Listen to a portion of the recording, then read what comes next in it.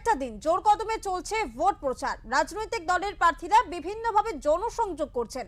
ইতিমধ্যে ব্যারাকপুর মহকুমা অন্তর্গত জগদ্দল বিধানসভার বিজেপি প্রার্থী প্রাক্তন আইপিএস রাজেশ কুমার অভিযোগ করেছিলেন তার প্রচার বন্ধ করে দিয়েছে প্রশাসন।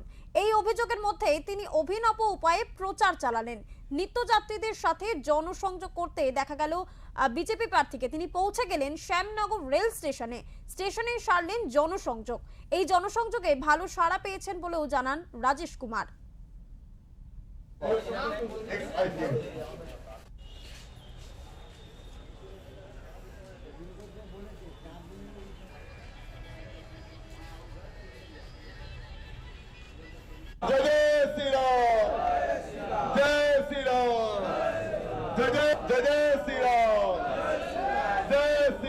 আমরা মানুষের সঙ্গে দেখা করতে আসলাম, প্লাস তাদের সুবিধা অসুবিধা এটাও বুঝতে আসলাম।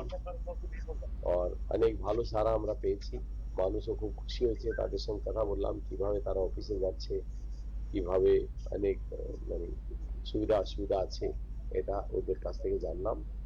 বিজেপি তো কমিটেড আছে সব কাজটা সকলের জন্য খুব ভালোভাবে করা, এটাই একটু বোঝার জন্য আসলাম।